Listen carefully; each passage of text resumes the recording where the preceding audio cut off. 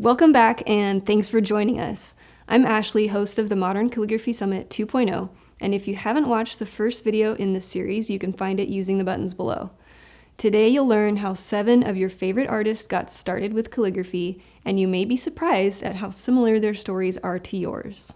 So I actually started learning calligraphy by just watching YouTube videos and looking at other people's Instagrams, photos, and videos, and was self-taught.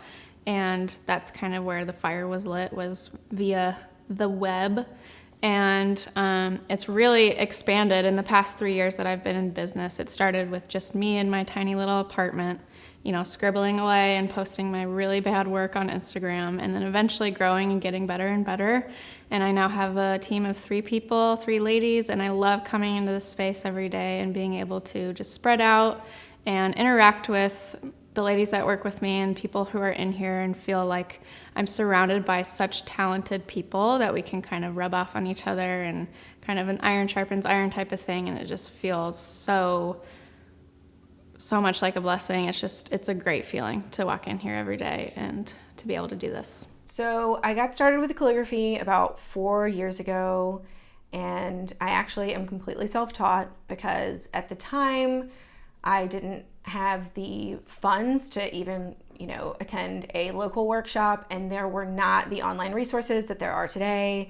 It was kind of a struggle to learn about all of these tools, to figure them out. I couldn't figure out what the right tools were at first. It took like 6 months before I even really got to the start of where a lot of these courses pick up. I couldn't even find the right nibs. So people are really lucky now, but I started doing that. I taught myself. I started doing envelope calligraphy, just addressing the really nitty-gritty, difficult stuff. And eventually it grew into this whole other thing. Once people started believing in me, and it made me want to take it farther. Once people had confidence in me, I was like, okay, I'm going to do this. I'm going to do this well. And now, I've come really far with it, and it's completely changed my entire career. This is now my career, when at the beginning it was just kind of a side hobby. So, yeah, it's pretty cool. I started this journey on lettering and calligraphy about almost 3 years ago. My daughter will be 3 in September, and I was creating things for her nursery late at night after my full-time job of engineering. So I'm an engineer turned artist, which is maybe a little bit weird, but awesome. And I would be, my entire day was my full-time job and picking up dinner and doing all the things you do around the house, and then I would be finding myself working until 3 a.m. on all these things that I wanted to do, all the creative outlets that I wanted to pursue. So I was lucky enough that last year, when my daughter was 1.5, we were able to have me stay home and be a stay-at-home mom and pursue this kind of full-time. So I've just loved every second of it. I get to create every day, and my Instagram following, everyone on there it's just so much fun to interact with people and answer questions, and just, everybody is loving the same things, and we can talk about similar things together all day. I used to think calligraphy was reserved just for ancient Chinese script or writing on scrolls and just really formal settings only. So when I started learning about calligraphy as something that anyone can really do and just turn it into something modern and fresh and learn the basics, but turn it into something of your own, that really got me started in wanting to learn more. And after a couple of months of just learning as much as I can and getting interest from others who wanted to learn, that's what got me into teaching workshops. And so I do in-person workshops, and I'm excited to teach here at the summit. And so this is how I'm turning what I've learned into a living. I still have a full-time job, so I teach calligraphy workshops in person on the side, and it's really neat to share what I love with people and just teach them what I know. So I started calligraphy because I started seeing a lot of people, do creative stuff with lettering, and growing up I've always been fascinated with lettering. And so when I picked up like formal calligraphy, like copper plate, and started finding my own style in the modern world, I find that it's really helped me, especially in the beginning. It was like a form of release, you know, like I'm a Christian. I love to write the Bible verses and putting it up on my walls. Like it was like a meditative type of thing. Of course, now it's work, so it's a little different. Like I still do some work for myself, and that's meditative, but sometimes for me, it's now more like a creative outlet. Like I do that to express myself, express my style, and so it's kind of really become like the core of my character. Like it's always going to be part of me that I do calligraphy, and that's like what I love to do, you know? It's like, oh, that's Carla. Yeah, she loves calligraphy, you know? So it's kind of become my like new icon type of thing.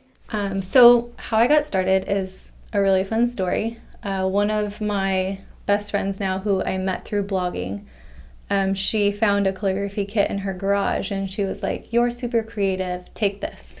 And so I started playing with it, and her and we did some event it was like a Valentine's Day thing, and they asked me to make some signs. Like they didn't know I did calligraphy or anything, and I was not good. I look back and I'm like, oh my God, I can't believe that those were actually out in public, but that's where you start. So I started that. I loved it. I started doing it for little projects on my blog, and then a friend of mine had a friend who was getting married, and so she was like, yeah, you know, why don't you try dressing my envelopes and doing things like that. So I did her wedding and got referrals from there, and then I started using, you know, images from that work that I did with her to put in my Etsy shop, and it grew from there. So basically from opening my Etsy shop, it's just kind of been like search traffic from in there, and then it's grown over the past 4 years. The biggest way that I've noticed that's helped grow my business is Instagram. I'd say 60 to 70% of my new inquiries come from there, and otherwise it's referrals from past clients or friends or family. So when I think about my journey into calligraphy, I think about the phrase beauty out of ashes. And the reason why I think about that is because calligraphy was birthed out of a really a painful season in my life as a wife and as a mom. At that time, I was a mom of 2 boys. I'd just given birth to my second, and he was going through a lot of health issues. So that was really physically and mentally draining.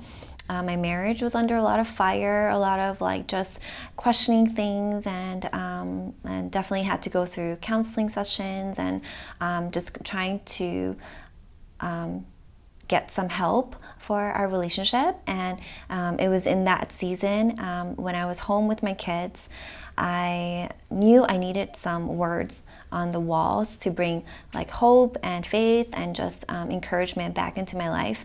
And so I Googled, like searched like local calligraphy classes, and I remember taking a class in college, and it happened to be that copper plate calligraphy workshop was offered in a couple weeks, and meeting my teacher Kay Hannah has been life-changing.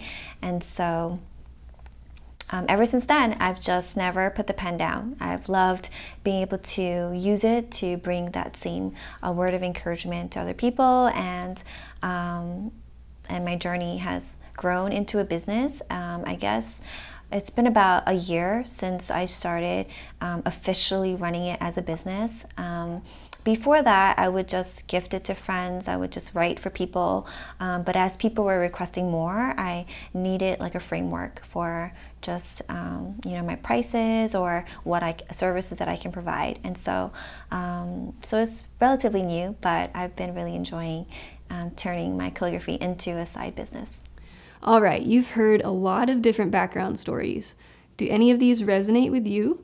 Let us know how you got started in the comments below. Or if you haven't started learning calligraphy yet, let us know why you want to learn.